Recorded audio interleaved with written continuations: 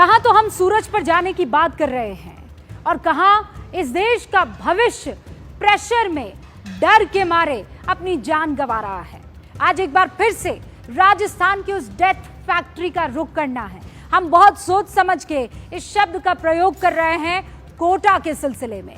आज एक बार फिर से वो दुखद खबर आई जहां हमें देखने, पढ़ने और सुनने को मिला कि एक छात्र ने अपने प्राण त्याग दिए, खुदकुशी कर ली, क्योंकि पढ़ाई का बोझ, उम्मीदों का बोझ, उसके ऊपर उन तमाम एक्सपेक्टेशन का बोझ वो सहन नहीं कर पा रहा था। सरकार लगातार दावा कर रही है कि वो सख्त एक्शन ले रही है, लेकिन बावजूद उसके अगस्त के महीने में 6 छात्रों ने खुदकुशी कर ली है।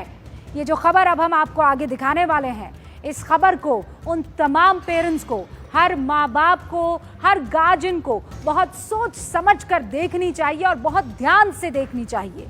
इसलिए क्योंकि आप अपने बच्चों से जिस चीज की उम्मीद लगाए बैठे हैं, वो चीज कहीं आपके बच्चों से उसकी जिंदगी ना छीन ले। देखिए क्यों कोटा बन रहा है डेथ फैक्ट्री।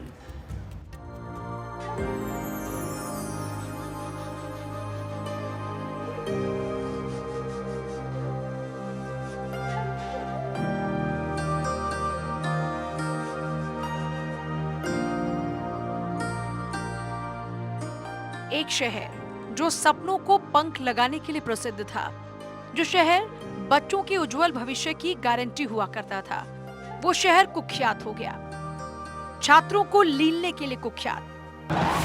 राजस्थान के कोटा में 4 घंटे में 2 कोचिंग स्टूडेंट ने सुसाइड किया।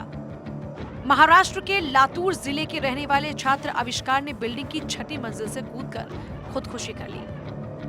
वो मेडिकल एंट्रेंस एग्जाम यानी नीट परीक्षा की कोचिंग ले रहा था। रविवार को कोचिंग सेंटर में ही छात्र का टेस्ट था, लेकिन टेस्ट से पहले ही उसने अपनी जान ले ली। यहाँ नीट की तैयारी कर रहा था, साथ साथ 12th में पढ़ रहा था। इसके रहने वाला अहमदनगर महाराष्ट्र का है, नाना नानी साथ रहते हैं इसके तलवंडी में। फिर ऐसा आज इसका एग्ज़ाम था। एग्ज़ाम 3:20 पे ओवर होना था। 5 मिनट पहले क्लास रूम से निकला है, 6ठी मंजिल पर जाके नीचे छलांग लगा ली। इसको वहाँ ले गए हॉस्पिटल में, डेड घोषित कर दिया। पहली घटना के ठीक 4 घंटे बाद कुन्हाड़ी इलाके में आदर्श नाम के छात्र ने खुदकुशी की। आदर्श बिहार के रोहतास जिले का रहने वाला था और अपने भाई बहन के साथ कोटा में रहकर नीट की तैयारी कर रहा था। रविवार को कोचिंग में हुए टेस्ट में आदर्श अच्छा परफॉर्म नहीं कर पाया। कोटा में छात्रों के सुसाइड के मामले हर बीतते दिन के साथ बढ़ रहे हैं। इस साल कोटा में रहकर मेडिकल और इंजीनियरिंग एंट्रेंस एग्जाम की कोचिंग लेने वाले 24 छात्र सुसाइड कर चुके हैं। इसी अगस्त महीने में 6 छात्रों ने खुदकुशी की। जुलाई और जून में 9 छात्रों ने खुदकुशी की थी। मई में 5 छात्रों ने सुसाइड किया। फरवरी में 2 छात्रों ने सुसाइड किया, जबकि जनवरी में भी 2 छात्रों ने मौत को गले लगा लिया।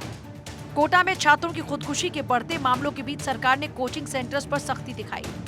सरकार कोचिंग सेंटर प्रबंधन के खिलाफ सख्त रुख अख्तियार कर रहे हैं। पूरा एक कोचिंग वाले के मुंह से मैंने ये नहीं सुना कि जिसने आगे बढ़कर ये कहा कि मेरी आज आत्मा रो रही है, उससे पैसे इकट्ठे करने में लगे। अरे मरोगे क्या ज्यादा ले लेके, भगवान छोड़ेगा नहीं।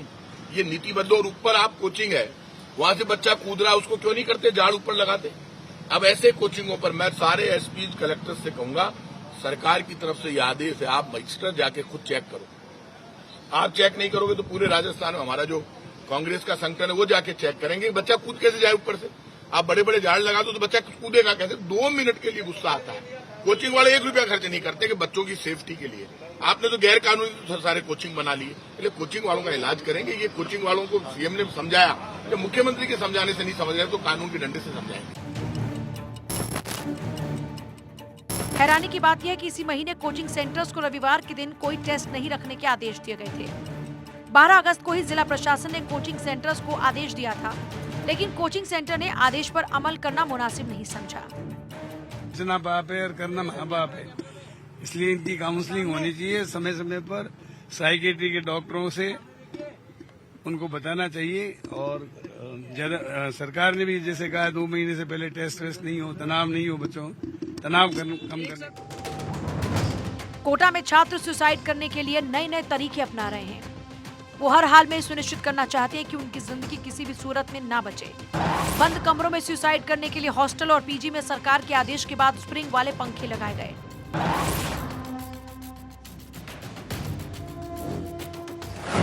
ये पंखे 20 किलो से ज्यादा वजन पड़ते ही गिर जाते हैं, यानी पंखे पर फंदा कसकर कोई भी छात्र सुसाइड नहीं कर सकता। हालांकि स्प्रिंग वाले पंखे फ्लैट्स और सभी पीजी तक नहीं पहुंच पाए। छात्रों के सुसाइड रोकने में और भी समस्याएं हैं। मसलन 15 अगस्त को वाल्मीकि जहांगीर ने खुदकुशी की, लेकिन उसने रोशनदान में फंदा कसकर अपना जीवन समाप्त किया।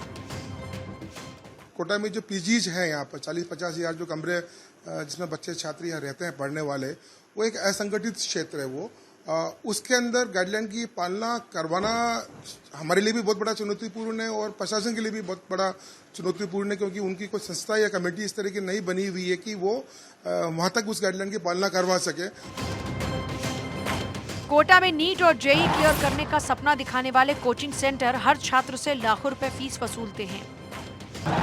सुबह 7 से रात के 12 बजे तक का पूरा करिकुलम सेट करते हैं, लेकिन छात्रों की सांस लेने के लिए या ये कहें कि बातचीत करने और खेलने कूदने का कोई टाइम ही नहीं इस करिकुलम में।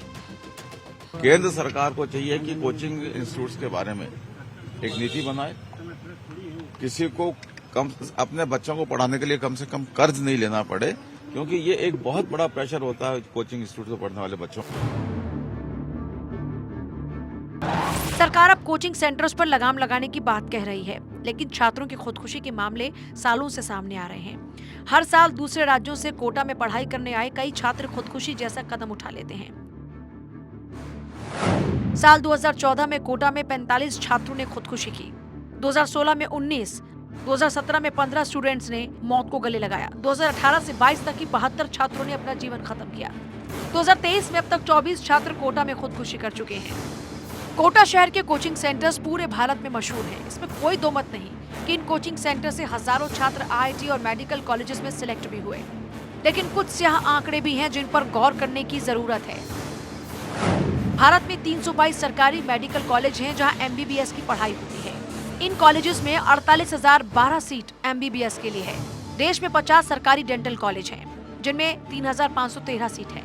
देश में 23 आईआईटी हैं जिनमें बीटेक की 17,385 सीट है, जबकि 32 एनआईटी जिनमें बीटेक की 23,954 सीटें हैं। इन सीट्स का टोटल यानी जोड़ होता है 92,879। और कोटा में हर साल नीट और जेईई की तैयारी करने वाले 2.25 लाख छात्र पहुंचते हैं। ये मान भी लिया जाए कि आईआईटी, एनआईटी और सभी सरकारी मेडिकल कॉलेज की हर सीट पर कोटा के छात्र का ही सिलेक्शन होगा, तब भी हर साल 1,33,000 सिर्फ कोटा में ही ऐसे होंगे जिनका सिलेक्शन नहीं हो पाएगा। सरकार अब कोचिंग सेंटर्स के साथ बैठकर मामले का हल निकालने की कोशिश कर रही है। अगले 2 महीने तक कोचिंग सेंटर्स के टेस्ट लेने पर रोक लगा दी गई है। खुद सरकार के मंत्री मान रहे हैं कि कोचिंग सेंटर्स में बच्चों को डराया जाता है। ये कोचिंग संचालक सावधान हो जाए, इनकी कोचिंग खाली हो जाएंगे।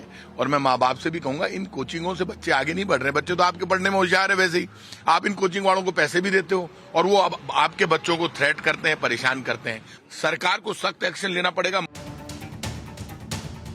कोटा में अपने मासूम बच्चों को भेजकर उन्हें सफलता की अंधी रेस में शामिल करने वाले पेरेंट्स को भी सोचने की जरूरत है। उन्हें यह समझना चाहिए कि बच्चे की सफलता सिर्फ आईआईटी और मेडिकल में ही नहीं है।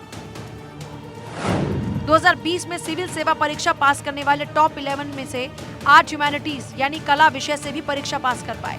2022 में सिविल सेवा परीक्षा के 11 टॉपर्स में से 7 ने ह्यूमैनिटीज से परीक्षा पास की।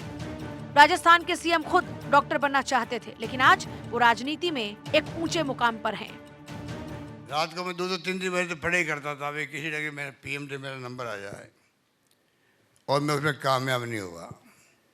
पर मैंने हिम्मत नहीं हारी, मैंने रास्ता बदला, सोशल वर्कर बना, राजनीति में आया, और आज अब सीपी जोशी ने बता दिया आपको कि मैं केंद्रीय मंत्री बन गया, 3 बार मुख्यमंत्री बन गया हूँ।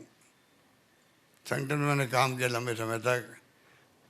तो ये बच्चे जो है, इनके परिवार को भी चाहिए इनके ऊपर दबाव नहीं डाले कोई भी तरह का। जो बनना चाहे बने, वो सबका फिक्स है किसको क्या बनना है। सफल होने के लिए कोई एक रास्ता नहीं होता, कोई एक विकल्प नहीं होता। बच्चों में कंपटीशन की भावना कोई गलत बात नहीं है, लेकिन उन पर जरूरत से ज्यादा दबाव भी अच्छा नहीं। पेरेंट्स को बच्चों को समझना चाहिए और कोचिंग सेंटर्स पर भी लगाम लगाई जानी चाहिए, जो बच्चों को कम नंबर आने पर उन पर इतना दबाव डालते हैं कि बच्चे ही टूट जाते हैं।